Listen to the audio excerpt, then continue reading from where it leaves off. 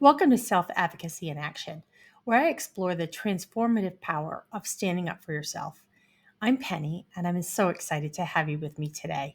This is my very first episode, and I couldn't think of a better way to start than by talking about the heart of this video blog self-advocacy, what it means, why it's so important, and why it's often a lot more complicated than we give it credit for.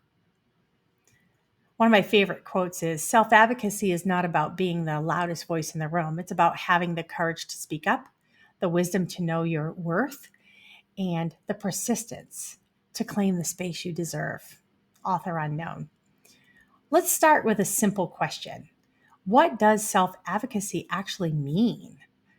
At its core, self advocacy is about speaking up for yourself, your needs, and your rights. It might sound straightforward, but anyone who's ever had to fight for their health, their career, or even their dignity knows it's rarely that simple. While many advocacy podcasts offer insightful discussions and stories surrounding social issues, most of those focus on raising awareness and exploring challenges.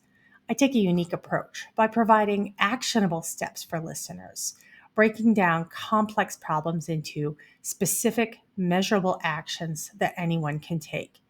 We'll move beyond conversation and into real world solutions, empowering people to create meaningful change one step at a time. Self advocacy can look like so many things. It can be asking a doctor to take your symptoms seriously. It might be requesting reasonable accommodations at work.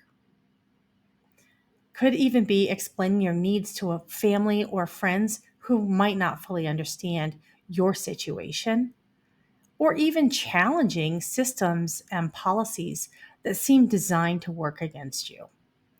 In every case, self advocacy requires courage, clarity, persistence, and documentation. And that's exactly why we're here to explore what it takes to navigate those moments and to share the specific action steps to get the results that you want. Self advocacy sounds empowering, and it is, but it's also incredibly complex. For one, it's deeply personal. Everyone's experience is shaped by their unique circumstances, whether it's a chronic illness, a workplace challenge, or a mental health journey. What works for one person might not work for someone else. It's also emotional. Self advocacy often requires us to confront fear, doubt, or even trauma. And it means facing rejection, pushback, or misunderstanding and doing it anyways. And finally, it's systemic. Many of the barriers that we face when advocating for ourselves are baked into the systems that we're trying to navigate, whether that's the healthcare system, education, employment, or government. Those systems can feel overwhelming even for the most prepared person. This complexity is why self advocacy often feels so hard, but it's also why it's so critical. Because when we advocate for ourselves, we're not just standing up for our own needs, we're often paving the way for others to do the same. I want to take just a moment to share why self advocacy means so much to me. Despite working in the disability industry for over 20 years, my own long term disability claim was denied twice. I filed an appeal, provided supporting documentation, and pleaded my case. And I won both times without having to pay an attorney. The challenges that I encountered, misrepresentation of my own personal statements, lack of thorough documentation by my healthcare providers, inadequate forms that didn't address my specific restrictions and limitations, and too many assumptions to list. And I knew the system and the process. I found myself navigating several serious health conditions after encountering bullying in the workplace and a very toxic environment. I had to pick my battles wisely. And at the time, getting my disability benefits approved was most important. It was hard, but I let go of the bullying and the toxicity, My focus had to be on what would have the most positive benefit in my life. And arguing with my former employer, it was bad for my health. My choice was clear. After getting my benefits approved, I was finally able to take a deep breath and had some time to focus on getting better and creating a plan to be able to return to work when I was able. Part of this included joining several online groups to connect with others in similar situations, similar medical conditions. I was surprised how quickly people said, get a lawyer, when anybody asked a question about disability. And there are situations when that's an appropriate next step, but it isn't necessary in all situations. Why prolong the process and incur the cost of retaining an attorney if you can advocate for yourself first? Through my own journey, I've learned that advocacy isn't a one time event. It's a skill that you build over time, and it's a skill that everyone deserves to have, no matter what their circumstances are. So, what can you expect from self advocacy in action?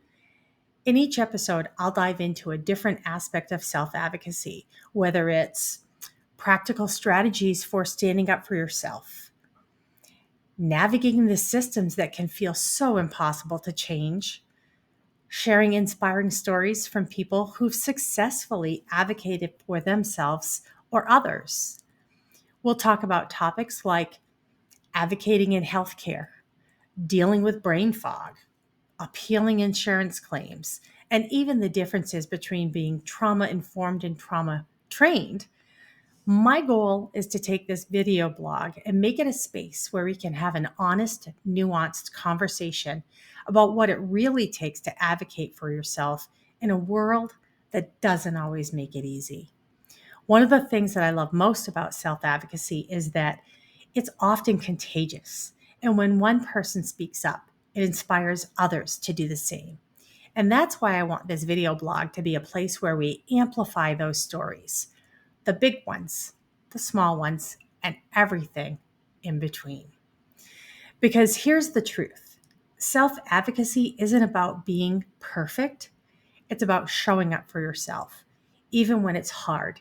It's about being assertive, not aggressive.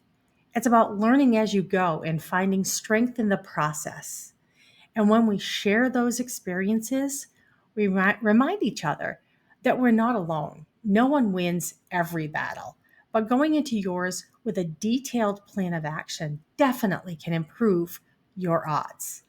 So, as I wrap up this first episode, I want to leave you with this thought: self advocacy isn't something you're born knowing how to do, it's something you learn. And just like any other skill, it gets easier with practice and with support. If you need assistance, I offer advocacy support through my business, Resilience Career Coaching, and I'm available to help you as you navigate your own complex challenges with clarity and confidence. I'd love for you to join me on this journey. And if you have a story about self advocacy, or if there's a topic that you'd like to hear about, I want to hear from you. Don't forget to subscribe and let me know what topics you'd like to explore. And if this episode resonates with you, please share it with someone who might need it.